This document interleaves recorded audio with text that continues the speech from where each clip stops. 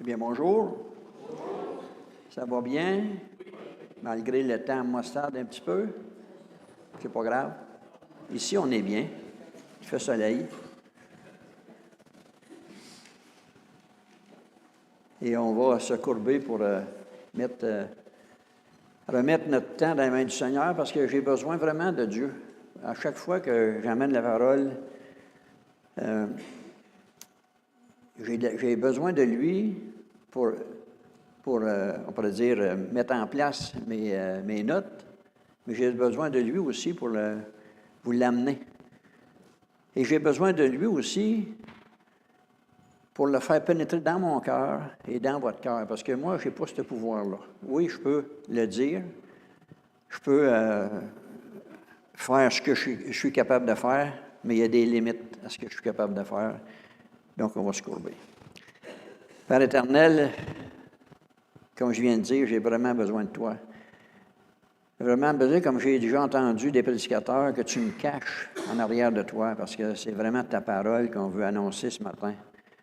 Pas mes idées à moi, mais ta parole, et que j'en ai autant, sinon plus besoin que mes frères, d'être capable de la mettre en pratique, cette parole-là, parce que moi aussi, je suis fait de chair, mais heureusement que ton esprit habite en moi, que tu es capable de me faire comprendre cette parole, puis tu es capable aussi de me donner la force de vouloir et le faire, de la pratiquer.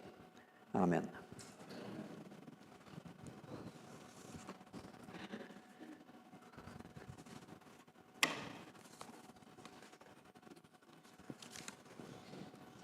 J'espère qu'on va se retrouver un bon nombre vendredi au souper. En tout cas, nous, on a l'intention d'être. En tout cas, on a acheté nos billets, là. On devrait être là, si le Seigneur le veut. Mais si je commençais par vous poser une question ce matin, puis vous demandais quelles sont les plus grandes bénédictions que vous avez reçues de Dieu dans votre vie? Et probablement qu'il va y avoir beaucoup de réponses. Puis j'imagine aussi que plusieurs vont mentionner leur santé, leur famille, leur travail, leur situation économique. Puis pour d'autres, ça peut être complètement d'autres choses. Puis on peut dire que tout ça, là, c'est bel et bien des bénédictions que Dieu nous a données. Mais dans la parole de Dieu, Paul, lui, nous parle aussi de bénédictions. Mais ce sont des bénédictions beaucoup plus grandes, complètement différentes de ce que nous venons de parler, d'énumérer. Ce sont des bénédictions qui sont là pour rester. Ils ne sont pas là temporaires. C'est des bénédictions qui ne peuvent pas être perdues. Ce sont des bénédictions aussi qui ne dépendent pas des circonstances. Ce sont des bénédictions éternelles. Et dans Éphésiens 1, chapitre 3, chapitre 1, c'est-à-dire verset 3, on lit « Béni soit le Dieu et Père de notre Seigneur Jésus-Christ, qui nous a bénis de toute bénédiction spirituelle dans les lieux célestes. » Dans les lieux célestes. Toute bénédiction spirituelle.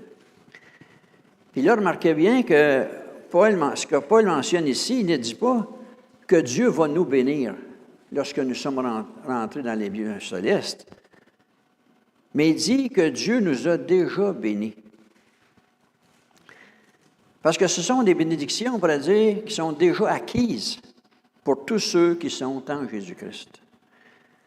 Puis pourtant, trop souvent, on vit notre vie chrétienne comme étant pauvre spirituellement.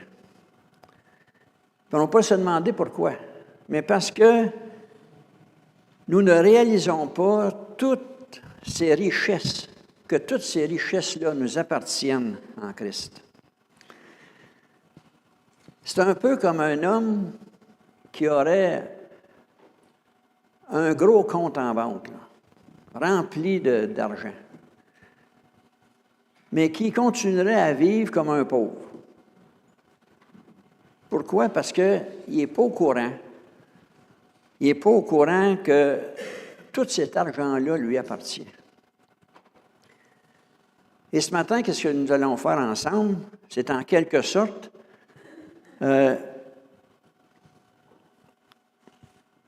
ouvrir notre compte bancaire spirituel, essayer de le découvrir, pour voir puis essayer de comprendre puis de saisir toute la richesse que nous possédons et ce que Dieu a fait pour nous.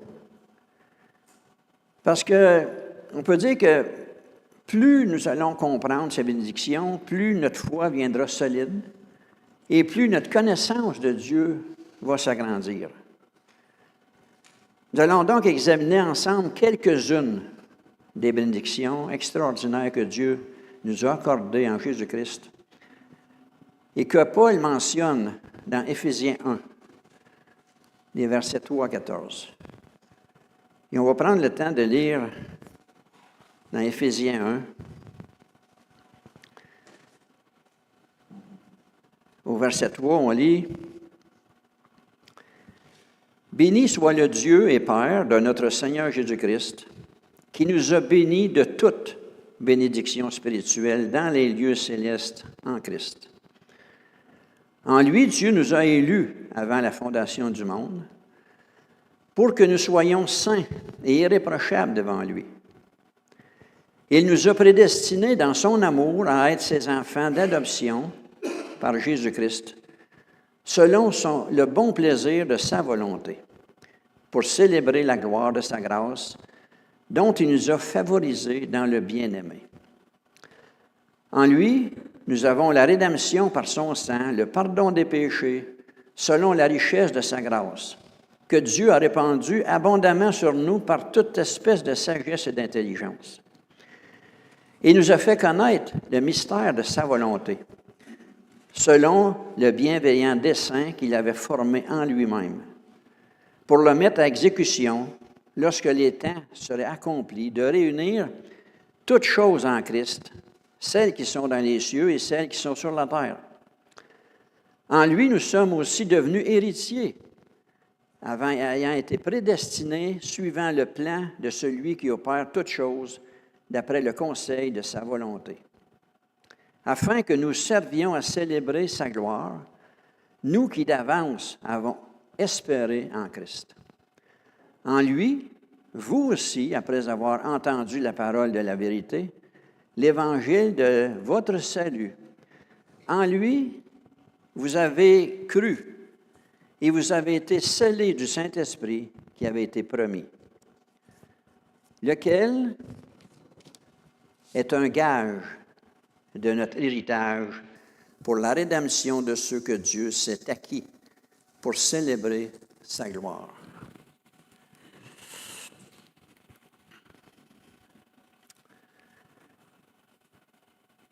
Eh bien, comme on vient de lire, ce que Paul écrit au verset 3, que Dieu le Père de notre Seigneur Jésus-Christ nous a bénis de toute bénédiction spirituelle dans les lieux célestes. Puis c'est entendu que ce matin, on n'aura pas le temps de toutes les voir, parce que quand on dit, là, c'est toutes les bénédictions spirituelles.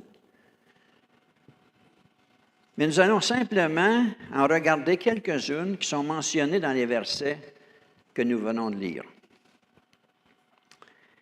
Et parmi toutes ces bénédictions spirituelles, nous voyons au verset 4 que la première bénédiction que Paul mentionne est vraiment surprenante. Puisqu'il dit qu'avant même de poser les fondements du monde, avant que l'univers existe, avant même que le temps existe, dans l'éternité où Dieu seul existe, il a déjà pensé à nous. Dans la version second 21, nous pouvons lire « En lui, Dieu nous a choisis avant la création du monde. » Et dans la version Colombe, nous lisons « En lui, Dieu nous a élus. »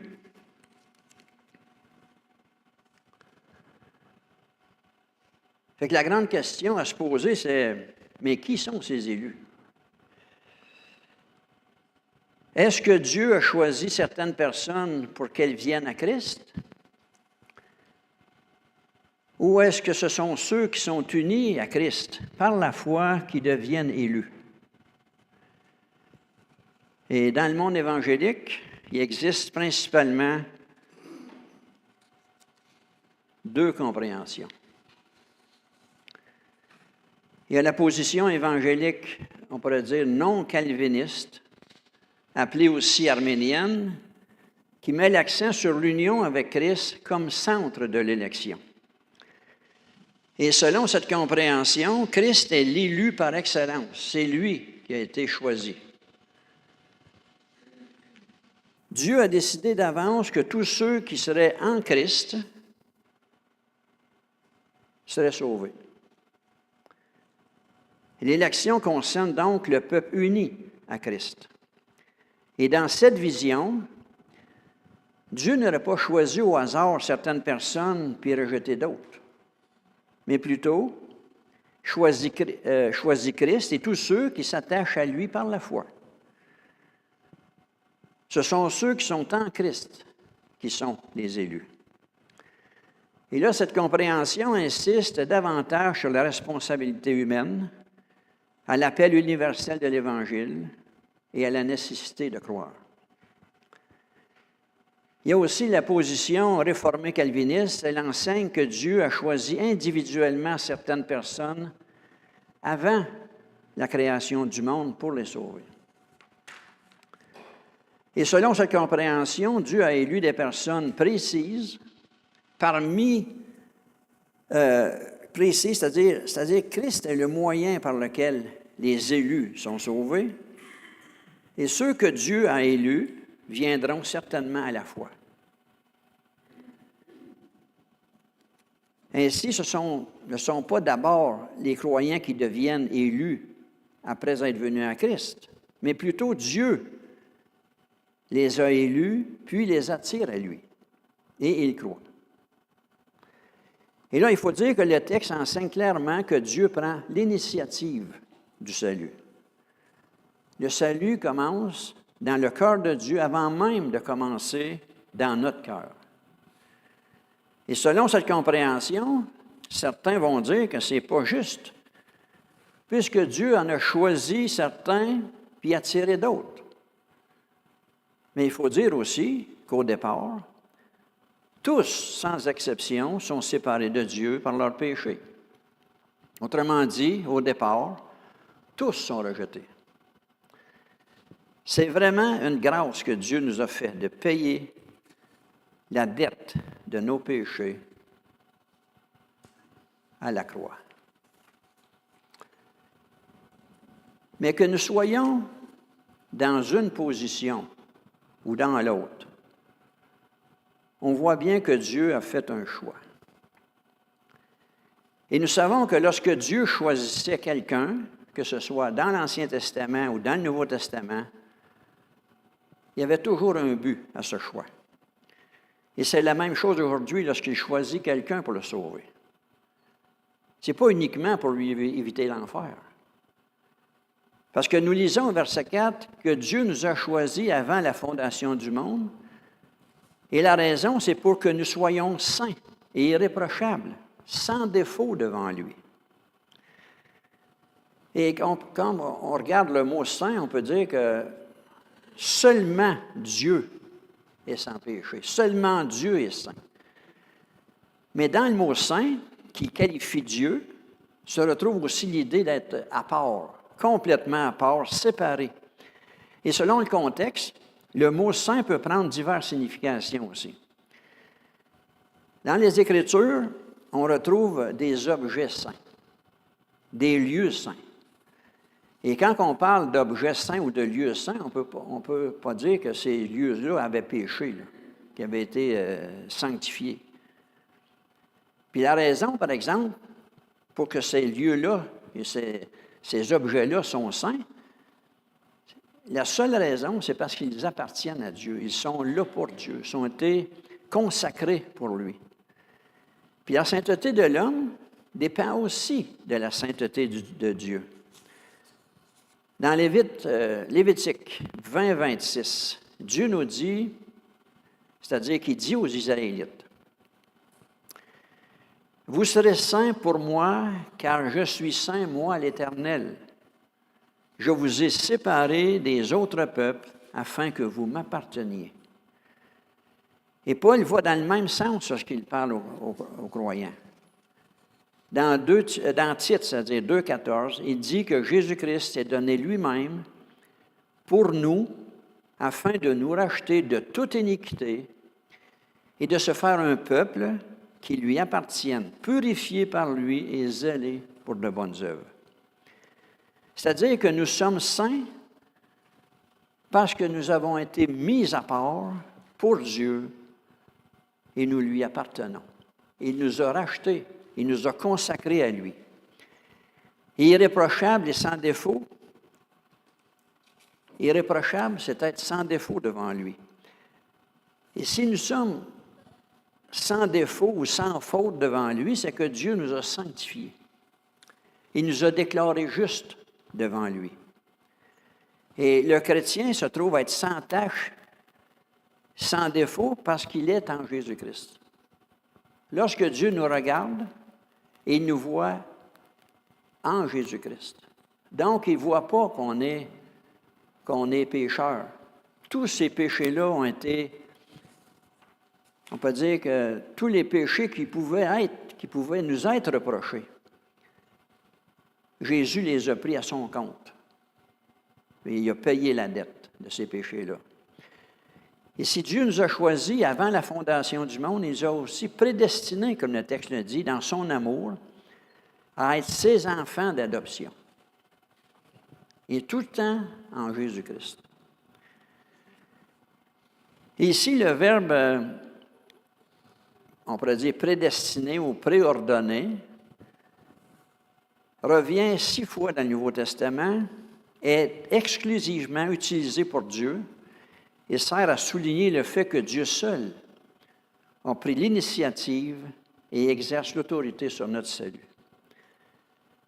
Et ce verbe signifie aussi déterminer d'avance.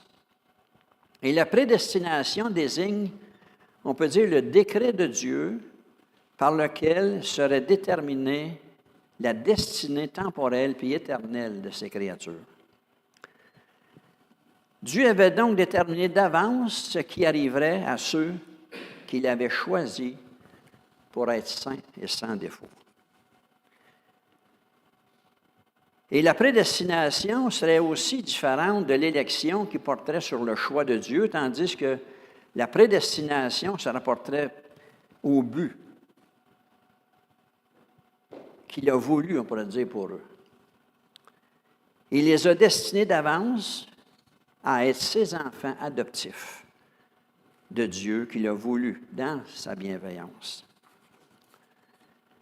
Et quand on parle d'adoption, nous parlons de quelqu'un qui prend une personne qui n'est pas son enfant, puis il lui donne les mêmes privilèges que son propre enfant ou que ses propres enfants auraient. Et avant de connaître Jésus-Christ, nous étions tous les créatures de Dieu, mais nous n'étions pas ses enfants. Nous étions plutôt des enfants destinés à la colère. Et maintenant, dans Galates 4,6, nous mentionne quelque chose de bien important, que nous sommes fils et que nous pouvons appeler Dieu Abba, Père. On peut appeler Dieu Papa. C'est toute une marque d'affection, ça. De dire que nous étions ennemis de Dieu et maintenant, il est notre papa.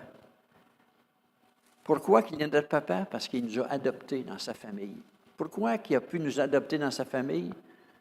C'est parce que Christ a payé nos fautes.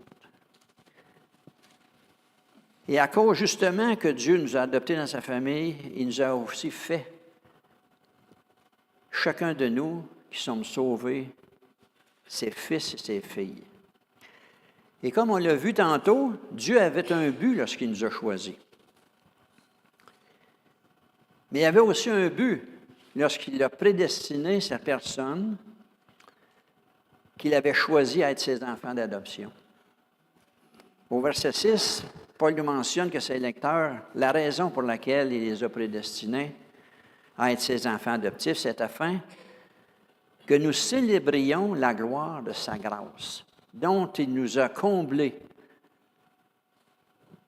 dans son bien-aimé. Il ne nous a pas simplement donné quelques grâces ici et là, il nous a comblés de sa grâce dans son bien-aimé.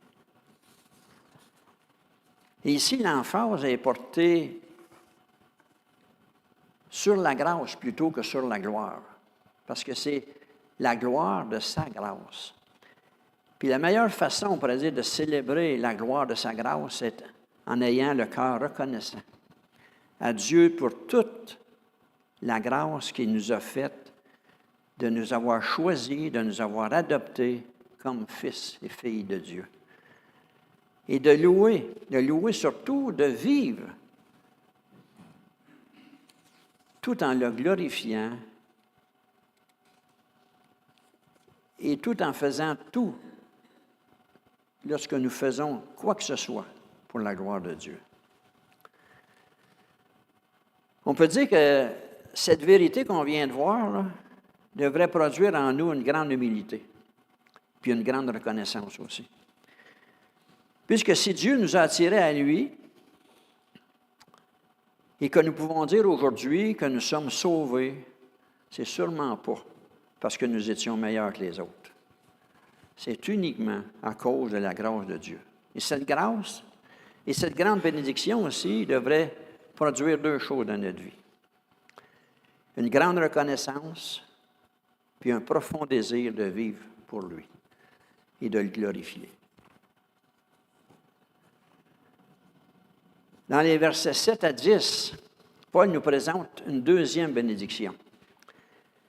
Il nous dit qu'en lui, nous avons la rédemption par son sang, le pardon des péchés selon la richesse de sa grâce. Et voyez-vous, c'est tout le temps selon la richesse de sa grâce, c'est tout le temps par sa grâce que tout cela se produit. Et la rédemption signifie être libéré. On pourrait dire en payant un prix.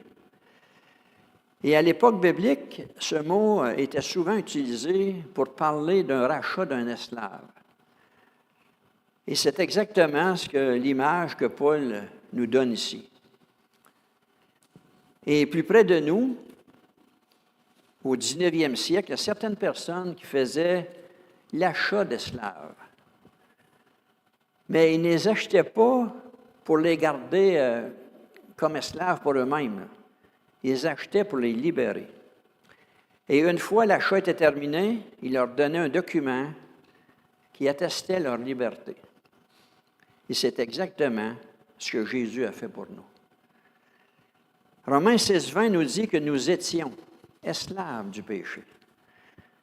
Et 1 Corinthiens 6,20 nous dit que nous avons été rachetés à un grand prix. Paul nous dit qu'en lui, nous avons la rédemption, le rachat par son sang. C'est exactement le prix que Jésus a payé pour nous racheter. C'est sa mort qui a pu nous libérer de notre esclavage, qui nous conduisait tous à la mort nous-mêmes. Et en mourant sur la croix, Jésus payait le salaire que nos péchés nous méritaient. Et à ce moment-là, Dieu pouvait nous pardonner, effacer l'acte, on pourrait dire, d'accusation qui nous séparait de lui. Nous sommes, par le fait même, réconciliés avec Dieu. Il n'y a plus rien qui nous sépare de Dieu. Mais tout cela n'aurait pas jamais pu être possible sans la richesse de sa grâce, puisque personne ne méritait cette miséricorde de la part de Dieu. Et cette grâce, encore là, Paul nous dit au verset 8 que Dieu l'a répandue abondamment sur nous par toute espèce de sagesse et d'intelligence.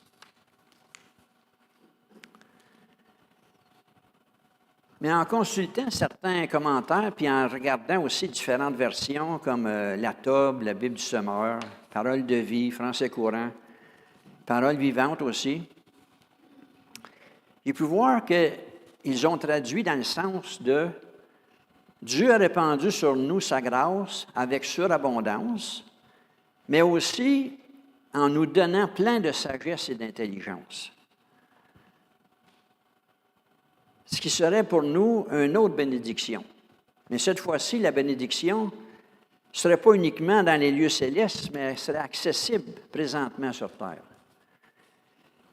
Et le but de cette bénédiction, la raison pour laquelle Dieu nous aurait donné cette sagesse et cette intelligence, c'est on se fie à cette traduction-là. Serait comme le verset 9 nous dit, afin de nous faire connaître le mystère de sa volonté, selon le bienfaisant dessein qu'il nous a formés en lui. C'est-à-dire pour qu'on puisse comprendre ce qu'il nous faisait connaître. Ça nous demandait de la sagesse et de l'intelligence pour qu'on puisse comprendre ce qu'il veut nous faire connaître. Ce mystère-là. Et encore là, comme on sait tous, un mystère dans la Bible, ce n'est pas une énigme qui est incompréhensible. Mais c'est une vérité qui a été longtemps cachée et qui ne peut pas être connue que par une révélation de Dieu. Mais le texte nous dit aussi que c'est un mystère qui est conforme au projet bienveillant qu'il a formé en Christ, qui est de tout réunir sous l'autorité du Messie, sous l'autorité de Jésus-Christ, aussi bien les choses qui sont en haut dans le ciel que ceux qui sont en bas sur la terre. Fait qu'imaginez-vous, là, lorsque nous serons dans sa présence, toute cette chose-là va être accomplie, là. On va être réunis avec tous les élus de Dieu vont être réunis ensemble avec les anges, les archanges. On ne peut même pas s'imaginer qu'est-ce qu'on va avoir là, mais ça va être fantastique. Mais encore une fois, on peut remercier Dieu pour cette autre bénédiction de nous avoir rachetés, pardonnés, puis aussi pour nous avoir reçu cette intelligence pour comprendre cette révélation, ce mystère. Parce que moi, je peux vous dire que ça faisait quelque temps que je lisais la Bible. Je lisais dans l'Ancien Testament, je lisais dans le Nouveau Testament, je ne comprenais absolument rien. Je comprenais ce que je lisais, là, comme quand je lis le journal. Mais ce que Dieu voulait me faire comprendre, je ne le comprenais pas.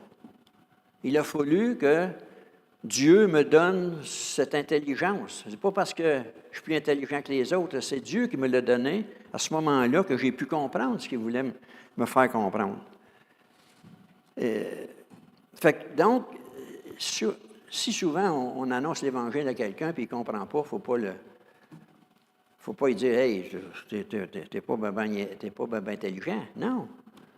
Il est intelligent, mais Dieu ne l'a pas encore donné. Fait qu'il faut prier pour que Dieu lui donne cette intelligence et cette sagesse-là pour qu'il puisse comprendre ce qu'on veut lui dire ou ce que Dieu veut lui dire lui-même. Et dans les versets 11 et 12, Paul nous fait part aussi d'une autre bénédiction en Christ. Il nous dit encore une fois, en lui, nous sommes devenus héritiers. Et comme tout le monde sait, un héritier, c'est quelqu'un qui reçoit un héritage de quelqu'un, puis par cet héritage, il est maintenant propriétaire des biens qu'il a reçus. Mais généralement, puis la majorité du temps, la raison pour laquelle une personne hérite de quelqu'un, c'est par son lien avec cette personne qui est pour la majorité du temps familial. C'est soit le père, la mère, le frère, la sœur qui décide, puis qui décide de léguer ses biens. Nous, c'est à cause de notre adoption. Nous avons été adoptés en Christ, donc on a droit à cet héritage-là. Parce que nous sommes maintenant filles et fils de Dieu. Romains 8, 17 le mentionne. Si nous sommes enfants, nous sommes aussi héritiers. Héritiers de Dieu et co-héritiers de Christ. Nous voyons aussi dans Hébreux 1:2 que Dieu a établi Jésus-Christ héritier de toutes choses. Quand on sait, on comprend que Dieu est le créateur de toutes choses, donc il est le propriétaire de toutes choses, et il a donné en héritage toutes choses. Donc, il n'y a rien qui échappe à l'héritage de Dieu, là. Et puisque nous sommes en lui, nous sommes aussi héritiers avec lui de toutes choses. Imaginez-vous la richesse que nous possédons.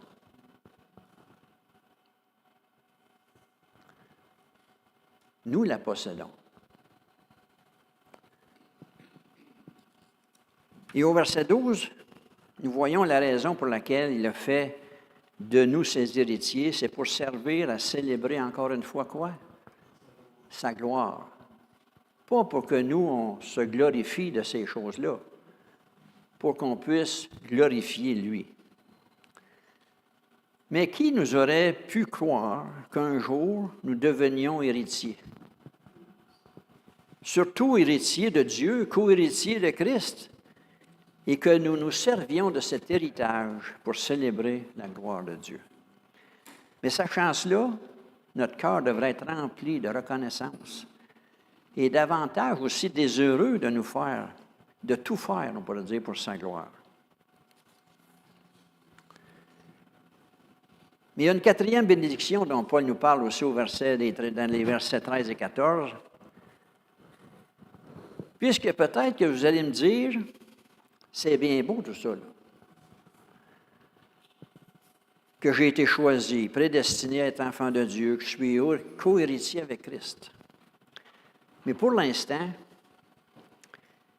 je suis loin de bénéficier de tous ces avantages qu'un fils ou qu'une fille de Dieu est censé posséder. Il me semble que je vis assez misérablement. Et il y a des jours où je me dis là, que c'est trop beau pour être vrai, ça. J'ai besoin vraiment d'être assuré. Mais comment être certain? Parce que c'est certain que Dieu est fidèle, puis il tient tout le temps ses promesses. Mais moi, cependant, je ne suis pas toujours fidèle.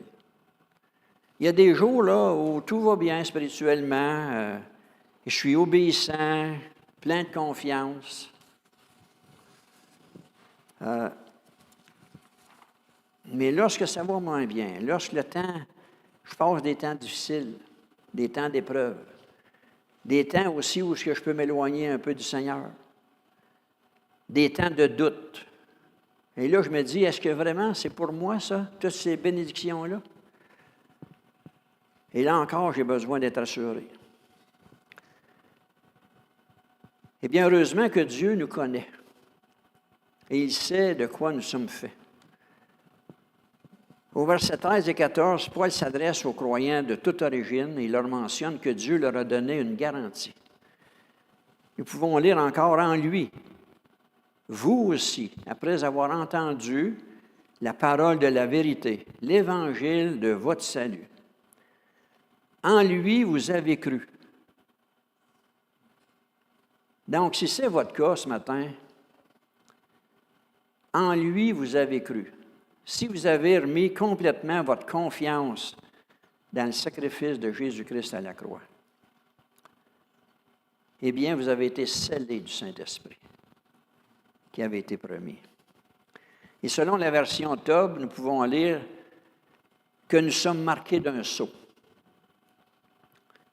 Dans la Louis II 21, nous avons été marqués de l'empreinte du Saint-Esprit. Et c'est une autre chose que dans l'Antiquité,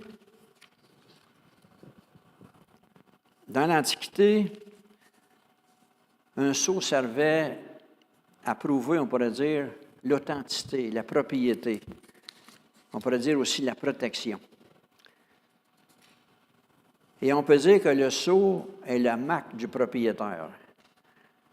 Dieu a mis son sceau justement comme preuve qu'il nous a rachetés pour être à lui. Lorsque Dieu nous donne l'Esprit, son Esprit, il dit en quelque sorte, celui-ci il m'appartient. Et à qui dit ça?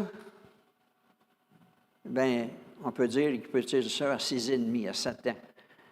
Lui, tu y touches pas, il m'appartient. Tu peux y toucher jusqu'à certains points, mais va pas plus loin que ça. Un peu comme il avait fait avec Job. Et dans 1 Corinthiens 6, 19 avant, nous lisons, « Ne le savez-vous pas, votre corps est le temple du Saint-Esprit qui est en vous, que vous avez reçu de Dieu. Vous ne vous appartenez plus vous-même, car vous avez été rachetés à un grand prix. »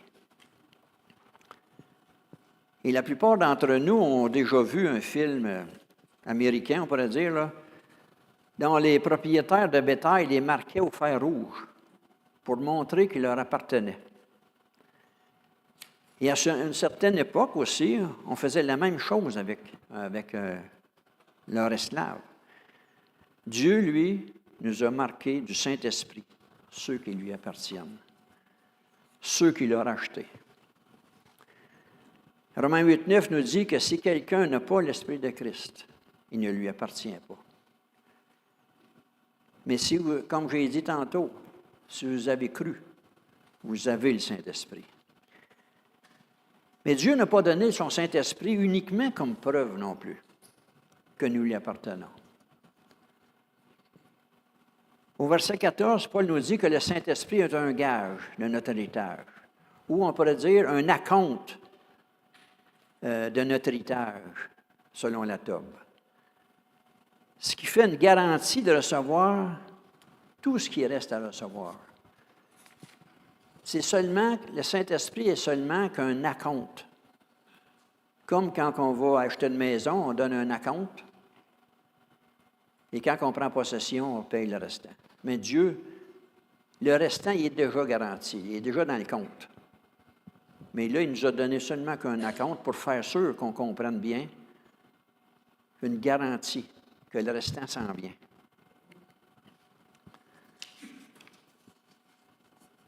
Le Saint-Esprit nous rassure que notre héritage futur, comme le dit la suite du verset 14, en attendant la libération de ceux que Dieu s'est acquise pour célébrer sa gloire. Et selon la Tob, en attendant la délivrance finale. Fait que ça s'en vient, là. Ça s'en vient, ça ne sera pas long. On ne sait pas quand. Peut-être pour certains, ça va être plus vite que d'autres, mais en tout cas, ça s'en vient.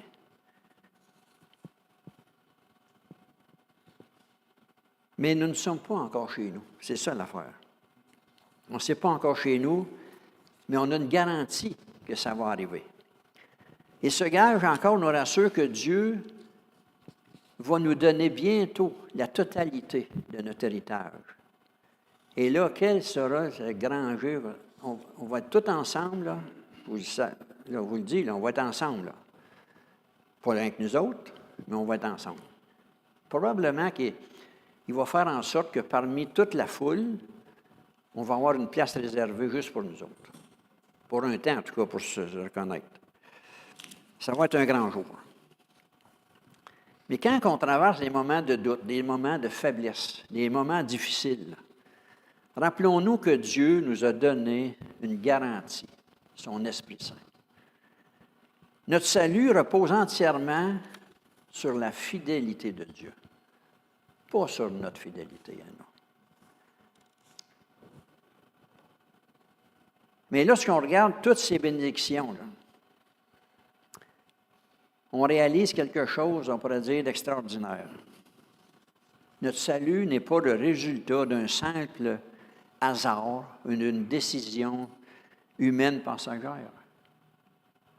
Il fait partie d'un plan éternel que Dieu a conçu bien avant la fondation du monde. En lui, il nous a choisis. En lui, il nous a prédestinés à être ses enfants.